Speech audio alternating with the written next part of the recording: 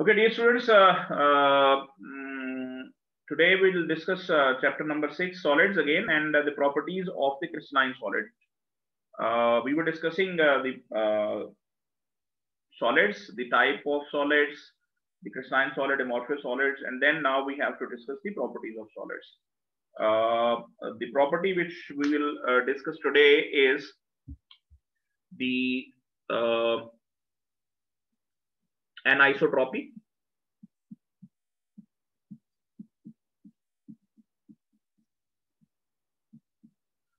Anisotropy basically क्या होती है कि एनाइसोट्रॉपी को हम इस तरह से कह सकते हैं, अगर मैं डेफिनेशन की हद तक पहले बात कर लूं तो it is the property of the crystalline solid that they show, it is the property of the crystalline solid that they show a different intensity of the same property in different direction. मैं यहां लिख देता हूं.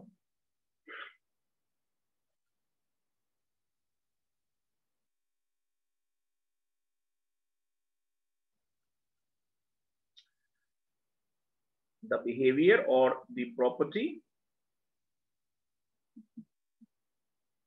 the behavior of crystalline substance, क्योंकि हम पढ़ रहे हैं तो हम लोग crystalline के हवाले से लिखते हैं.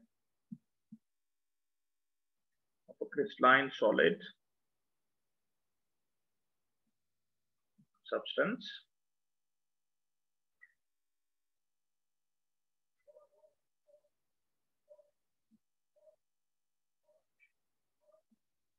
in which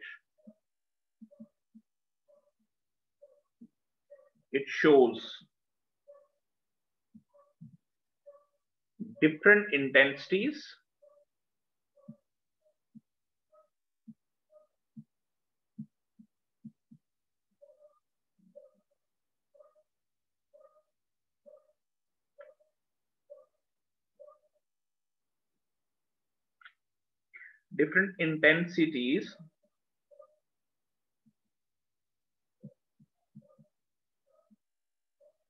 of the same property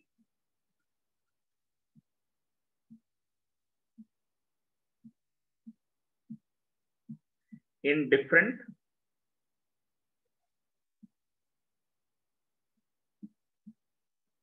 directions.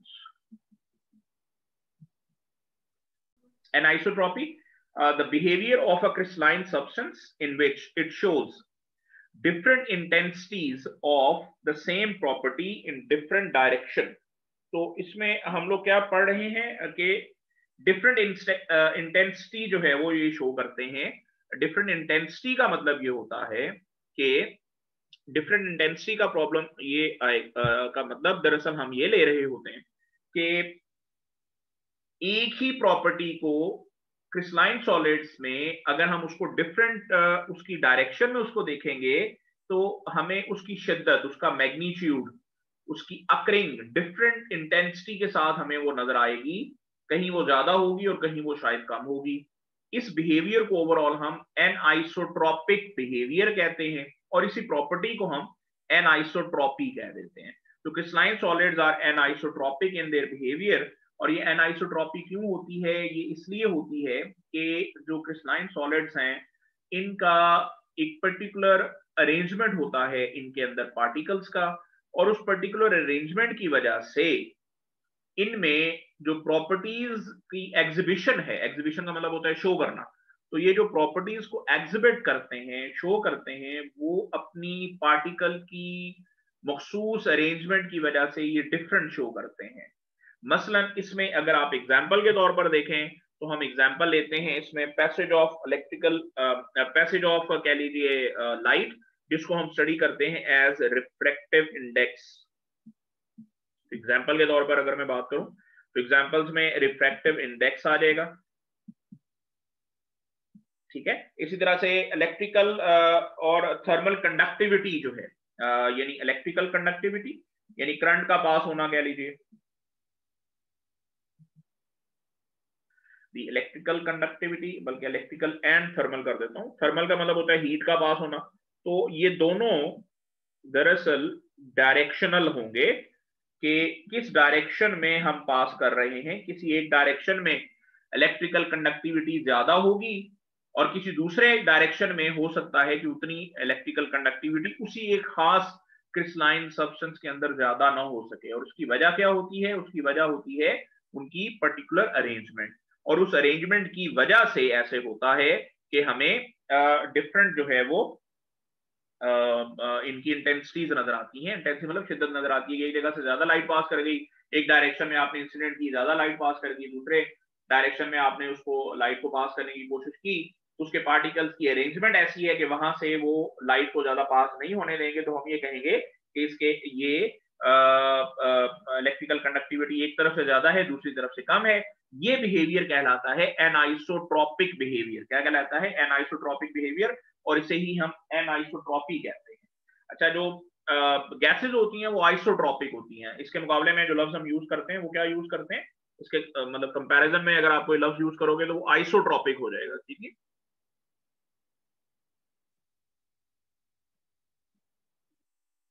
बेटा ये रिफ्रैक्टिव की बात हो रही है। It is refractive index. शायद मैंने यहां पर थोड़ी गड़बड़ की है तो आपको शायद प्रॉब्लम हो गया। रिफ्रैक्टिव इंडेक्स की बात हो रही है।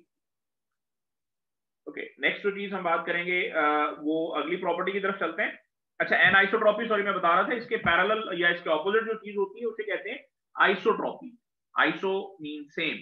आइसोट्रॉपी जो है वो शो करते हैं गैसेस। तो गैसेस जो है वो आइसोट्रॉपिक इन बिहेवियर होते हैं। ठीक है, तो इसलिए क्रिस्टलाइन सॉलिड्स जो है वो अपनी बहुत सी प्रॉपर्टीज में एनाइसोट्रॉपिक बिहेवियर शो कर रहे होते हैं।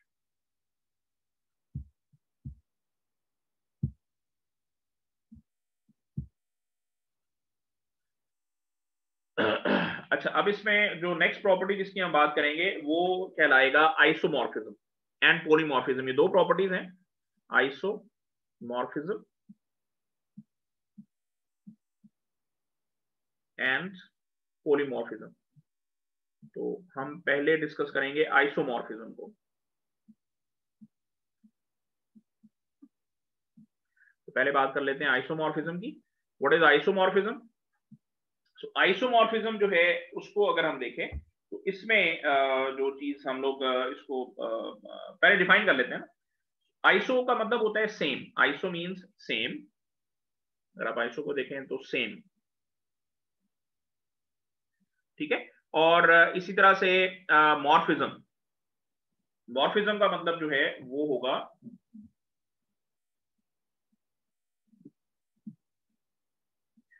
मॉर्फिज्म जो है मॉर्फोलॉजी से निकला है, कह लीजिए। जो बायो पढ़ते हैं उनको तो पता होगा इस चीज का, लेकिन बहरहाल स्ट्रक्चर। तो दो चीजें हो गई, same and structure. I guess आपको ये थोड़ा सा देखने में शायद प्रॉब्लम हो रहा हो, मैं इसको दोबारा लिख देता हूँ। ये मैंने जो लिखा हुआ है सेम। ठीक है, आइसो मींस सेम और स्ट्रक्चर सेम स्ट्रक्चर। अब यहां पर इसका मतलब है कुछ सेम स्ट्रक्चर के हवाले से हम बात करते हैं। तो isomorphism is the phenomena in which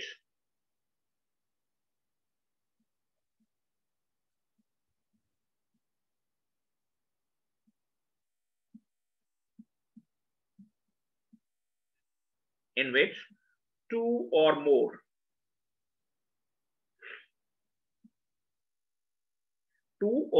more crystalline substance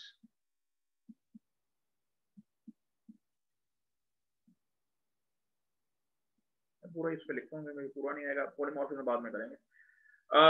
The phenomenon in which two or more crystalline substances have same। Sir group पे कोई प्रिंसिपल ऑनलाइन की जूम क्लास की ज्वाइन करने की आ रही है। crystalline have the same crystalline geometry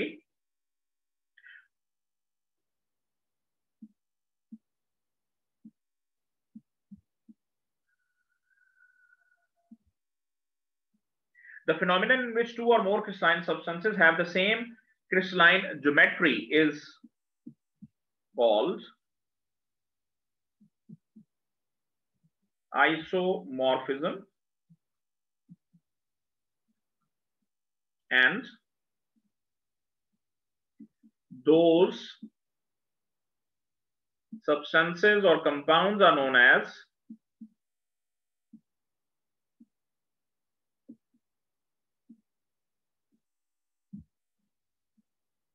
isomorphs,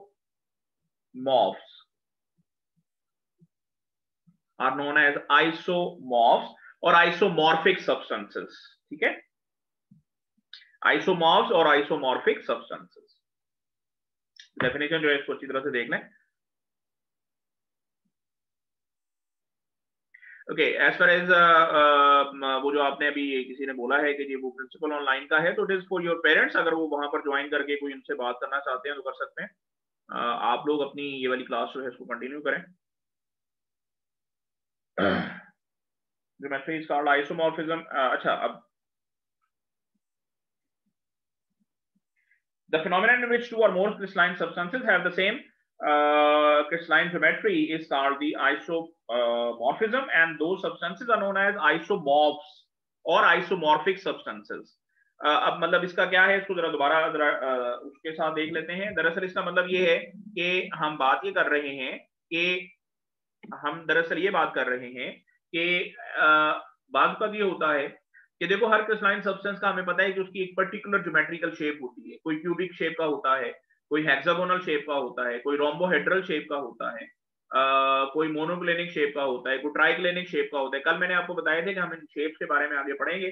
तो 7 किस्म की ये हम बेसिक यूनिट सेल्स सिस्टम होते हैं और उनकी फिर 14 आगे ब्रेविसेस बनते हैं, लेकिन हम यूनिट सेल के लिहाज से 7 किस्मों के ये कम से कम हम देख रहे होते हैं.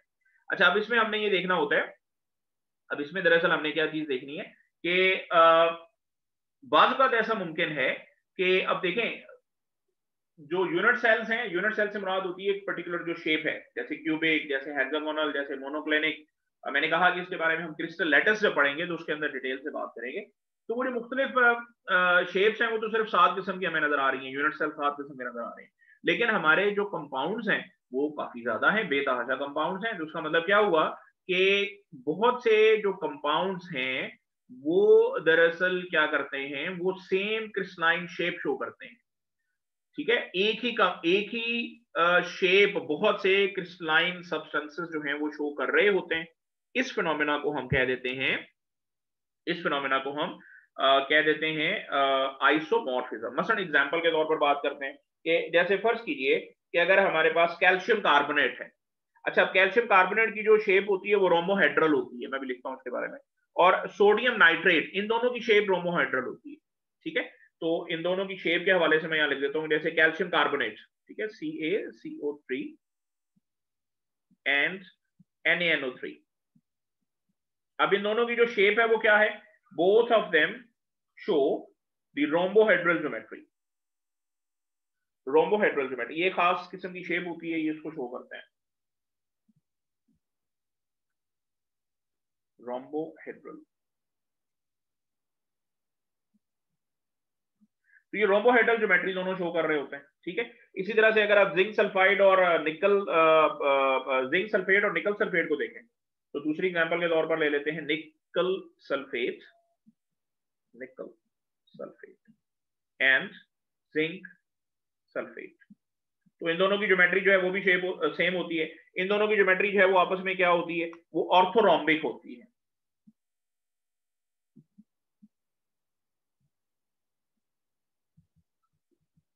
इसी तरह से अगर आप सिल्वर सल्फेट और सोडियम सल्फेट को देखें तो ये हेक्सागोनल शेप के होते हैं. ठीक है, मैं थोड़ा सा दिखाई देगा. ठीक है, अच्छा, अभी जो नेक्स्ट एग्जांपल जिसकी मैं बात करना चाह रहा हूं वो क्या है, सोडियम सल्फेट एंड इसी तरह से इसके साथ हम सिल्वर सल्फेट ले सकते हैं, फॉर एग्जांपल Ag2SO4. तो इन दोनों की जो शेप है वो हेक्सागोनल होती है, हेक्सागोनल. अच्छा, इसका मतलब क्या हुआ, आप जरा दोबारा देख लें. ये जो कैल्शियम कार्बोनेट है और सोडियम नाइट्रेट ये एक दूसरे के आइसोमॉर्फ कहलाएंगे. ये क्या कहलाएंगे, एक दूसरे के isomorph. Both of them are isomorphs of each other because they show the same geometry. दो डिफरेंट कंपाउंड्स हैं, same geometry. So different compound same geometry, same structure, इसलिए इनको कहते हैं आइसोमॉर्फिज्म, और ये दोनों एक दूसरे के आइसोमॉर्फ्स कहलाएंगे। अच्छा, आइसोमॉर्फ्स जो होते हैं इनके बारे में अब कुछ पॉइंट्स आप लोगों ने देखने हैं। जो पॉइंट इसके बारे में मैं शो करना चाहूंगा या बताना चाहूंगा आपको, वो मैं यहां पर लिख देता हूं। मैं जरा इसको डेफिनेशन को, ये साफ हो जाएगी यहाँ से, आप लोग आई गेस इसको नोट कर चुके हैं, ठीक है। इसके अंदर जो इंपॉर्टेंट पॉइंट्स होंगे वो आप लोगों ने ये देखने हैं कि ये डिफरेंट कंपाउंड्स हैं, लिहाजा इनकी प्रॉपर्टीज डिफरेंट होती हैं। सो आइसोमॉर्फ्स, आइसोमॉर्फ्स यानी वो चीजें जिनके स्ट्रक्चर एक जैसे हैं। आइसोमॉर्फ्स हैव सेम एटॉमिक रेशो, इनकी एटॉमिक रेशो सेम होती है, हैव सेम एटॉमिक रेशो, इनकी एटॉमिक रेशो सेम होगी। अब जरा गौर करते हैं दोबारा से, जो हमने एग्जांपल लिखी थी उनके ऊपर अगर आप देखें, मैं इसके हवाले से बात करूं तो ये जरा एग्जांपल को देखें। तो ये जो कैल्शियम कार्बोनेट है, इसकी अगर आप एटॉमिक रेशो देखें, मैं यहां पर अगर लिख दूं तो आई गेस कि आप लोगों को दिखाई देगा। एटॉमिक रेशो अगर आप देखें कैल्शियम कार्बोनेट की, तो एटॉमिक रेशो मैं यहां लिखता हूं, ठीक है। इसकी एटॉमिक रेशो कैल्शियम की, कैल्शियम का एक एटम है, रेशो कार्बन के एक एटम है, और ऑक्सीजन के कितने एटम है, 3 एटम है, तो रेशो बनी 1:1:3। अब आप सोडियम नाइट्रेट को देखिए, जो उसी का वो है, इसमें आपको नजर आ रहे हैं कि इसमें आपको सोडियम जो है वो कितना नजर आ रहा है, सोडियम भी 1, वही रेशो, नाइट्रोजन 1 और ऑक्सीजन 3, तो इन दोनों की एटॉमिक रेशो सेम होगी। अब आप नीचे चेक करें तो वहां भी एटॉमिक रेशो सेम नजर आ रही है। क्या रेशो नजर आ रही है, निकल सल्फेट, निकल 1, सल्फर 1 और oxygen 4, same is zinc sulphate. Sodium sulphate के अंदर क्या हो रहा है, इसके अंदर 2:1:4 नजर आ रहे हैं हमें, इन दोनों के अंदर हमें ये नजर आ रहा है। सिल्वर सल्फेट में भी हो, तो इनकी एटॉमिक रेशो सेम होती है, पहला पॉइंट। दूसरा पॉइंट इसमें हम ये देखेंगे कि isomorphs have different chemical and physical properties, तो दे हैव डिफरेंट केमिकल तो डेफिनेटली डिफरेंट होगी, different chemical and physical properties, इनकी फिजिकल और केमिकल प्रॉपर्टीज एक दूसरे से डिफरेंट होती हैं। कोई फिजिकल प्रॉपर्टी बाय चांस अगर मिल जाए तो वो इस वजह से नहीं होती कि ये आइसोमॉर्फ्स हैं, ठीक है।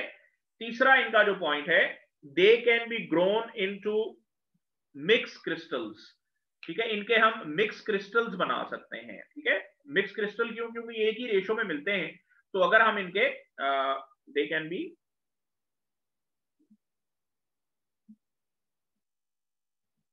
ग्रोन इनटू मिक्स्ड क्रिस्टल्स, यानी अगर आप ऐसा करें कि इन जैसे कैल्शियम कार्बोनेट, सोडियम नाइट्रेट, दो चीजें हैं, इन दोनों का अलग-अलग सोल्यूशन बनाए और उनको मिक्स करें, तो आपको वहां से मिक्स क्रिस्टल्स मिल सकते हैं। लेकिन याद रखिए इनकी प्रॉपर्टीज एक दूसरे से डिफरेंट होती हैं, ये बात आपने बहुत इंपॉर्टेंट है इसमें, इसको आपने याद रखना है।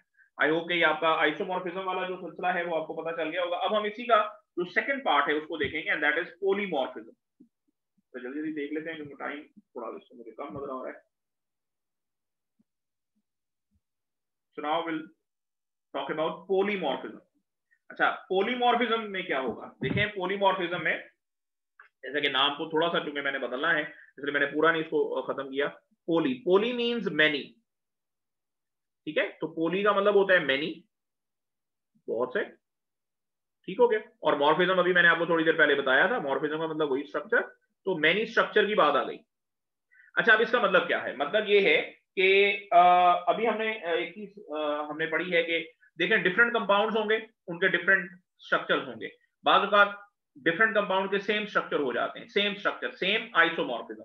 अब पोली का मतलब है मैनी स्ट्रक्चर, तो मैनी स्ट्रक्चर किसके लिए हम बात करें, डिफरेंट कंपाउंड के तो मैनी डिफरेंट स्ट्रक्चर होंगे, वो तो कोई फिनोमेना नहीं है। फिनोमेना ये बनता है कि जब एक कंपाउंड, कोई एक कंपाउंड एक से ज्यादा डिफरेंट स्ट्रक्चर्स जो है वो बना सके, तो फिर हम उसको पॉलीमॉर्फिज्म के अंदर जो है वो ले लेंगे कि जब एक ही कंपाउंड जो है वो डिफरेंट उसके अंदर मौजूद होगा तो क्रिस्टलाइन फॉर्म में, तो फिर हम इसको पॉलीमॉर्फिज्म कह देंगे। तो पॉलीमॉर्फिज्म की डेफिनेशन की हद तक जो है वो अगर हम बात कर लें तो किस तरह से हम लोग इसको देखेंगे कि इसमें द फिनोमेना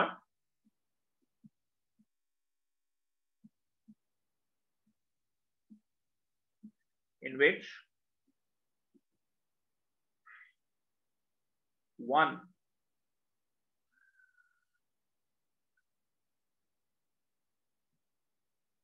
crystalline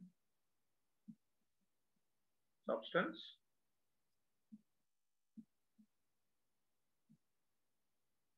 exists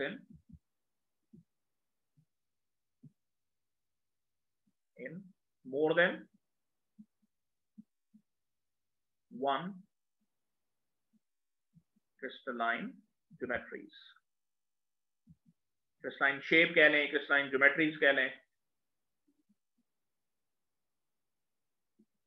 तो एक से ज्यादा जब ज्योमेट्रीज जो है वो शो करें तो इस फिनोमेना को हम कहते हैं it's called polymorphism.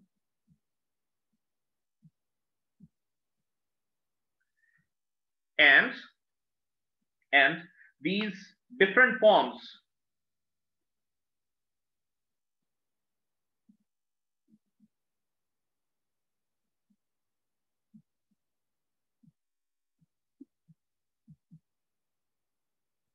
different structures of the same compounds, crystalline compounds, are called polymorphs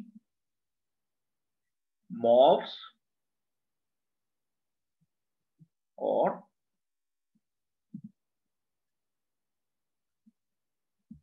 polymorphous structures. polymorphs और polymorphous structures, ठीक है। तो अब इसमें क्या होगा कि एक ही कंपाउंड जो है एक से ज्यादा डिफरेंट शेप्स के अंदर जो है वो एग्जिस्ट कर रहा होता है।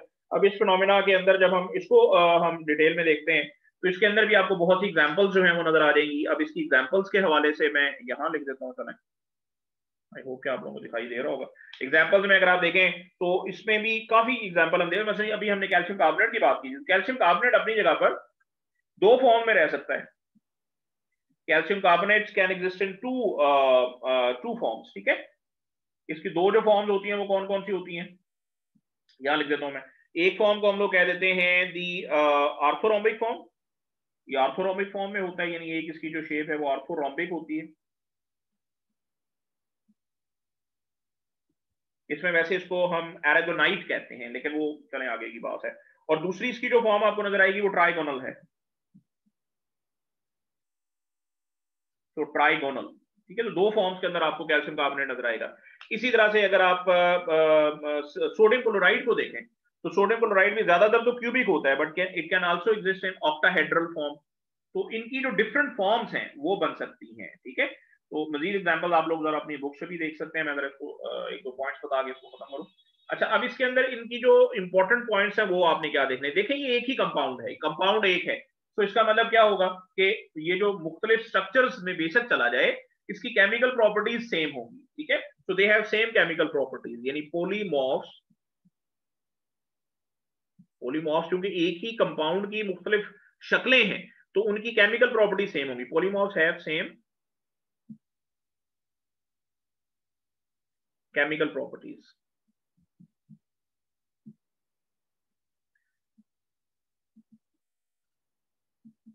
फिजिकल प्रॉपर्टीज भी सेम ही होंगी, क्योंकि जैसे मास है आमतौर पे उसको हम देखेंगे तो वो सेम होगा, लेकिन कुछ चेंज भी हो सकते हैं क्योंकि वॉल्यूम के चेंज होने से जैसे डेंसिटी वगैरह जो है वो थोड़ी सी चेंज हो सकती है, ऊपर नीचे हो सकती है।